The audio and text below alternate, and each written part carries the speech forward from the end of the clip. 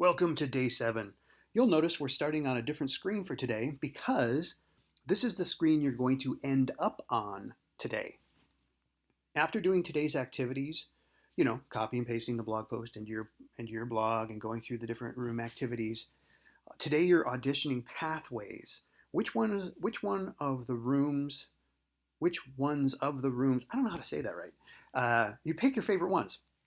And then I want you to come in and I want you to click here and add in which rooms you want to work in, pretty much for the rest of the course. And what I want you to do is add in something like this. Your name will go here, double click here, and I want to know what you're going to do for evidence. Now, all evidence, if you read up here, it says evidence is always a blog post plus something, which means you're going to copy and paste the blog template every day like we've been doing. That's going to stay the same. But then let's say if you're going to work in 3 different rooms and, blah, blah, blah, blah, blah. And maybe I'll go here and, you're going to work in 3 different rooms. You want to learn about theory, you want to get much better at guitar, and you're really interested in creativity and stuff like that. So great. Then what you're going to do is when you double click on this down here, you're going to write what you're going to do for evidence. And it will always be the blog post. And you just delete the components. Like in my example here, I would just delete the lab section of the blog template, outline that you copy and paste, and the studio and the control room. And you just leave these 3 sections in your blog so you can write your stuff there. So your blog post is always going to have a written component about what you did, but I'm going to need evidence. For instance, how do I know that you're actually practicing guitar? Because you're writing stuff, which is cool, but I need to have something else. And so what I want you to think about is, what could you do for evidence for that? And that could be recording your hands playing a certain thing every day. That's pretty cool, but that takes, some confidence. And that would be a really cool, bold thing. Showing progress over time is one of the main things that the world of work is looking for. And if you have evidence of that, that is powerful stuff. And so like a video of just your left hand on the fretboard going back and forth between A and D chord, and how the first video you do, like today, would be really rough. Tomorrow, it's going to be a little bit better. So you have an activity where you go back and forth between the chord, and it might take you twice in a minute, because you got to visually look where the fingers go, then strum it, then take your hand off, then put it back on for the other chord and strum it. And right there, that took 10, 15 seconds. So maybe you only do it 4 times in the first day. The second day, you do 5 or 6. You'd be amazed at how quickly your brain and your muscles start to develop that pathway. But documenting that every day might be 15 or be 1 minute. Just how much can you play in 1 minute? That would be incredible. And that would be full credit. That with a little written thing would be perfect evidence for the practice room. So that's one example. So at the end of today, I want you to populate out what you're going to put in here. And I'm going to delete these because you don't need to see these. But I'm going to leave my examples in there for everybody. And now let's take a look at what we're doing today. So summary, same as always. Classroom, the emphasis for the rest of the course is again on theory and analysis. Analysis basically means taking songs apart. And there's a number of great people on YouTube that do this and they're really knowledgeable. One of my favorites is a holistic songwriting gentleman. And good luck saying his name. It's German. I always butcher it. But he's really fun to watch. And here's an example, the Taylor Swift formula, which her 1989 album, which is very popular and really good stuff, 80% of the songs have 1-note melodies, 80% of the composition.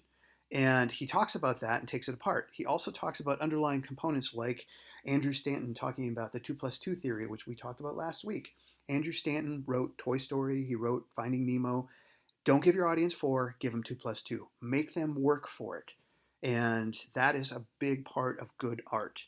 And so that's just one tidbit you would learn when you're watching this video. And they're not long, they're less than 10 minutes, but a lot of deep analysis of song structure. That's what's going to happen in the classroom every day.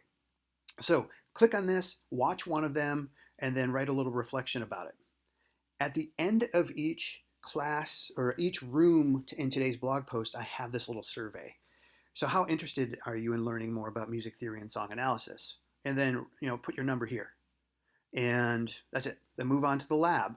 The lab will be emphasizing for the rest of the course hook theory and hook tab and hook lab. And the idea is you're playing around with theory.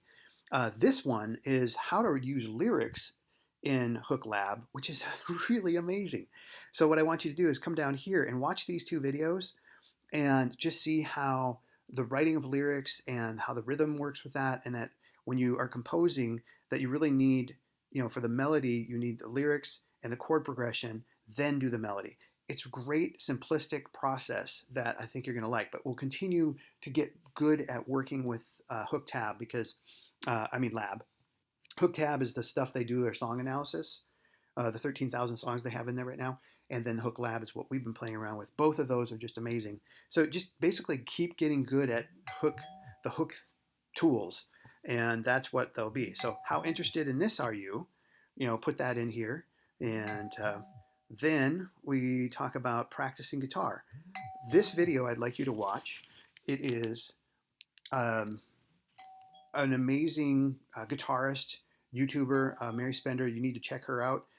And it's at 14 minutes and 15 seconds. She interviewed people about, when you were, learning about guitar or being an artist and so on, what should you know? And it's great advice for anybody who likes to be creative, especially musicians. So watch this. It's amazing. Then I want you to start lessons official. This is like the official day that we're starting guitar lessons. Everything up till now has been noodling around, kind of playing around, getting to know, you're trying to learn a song.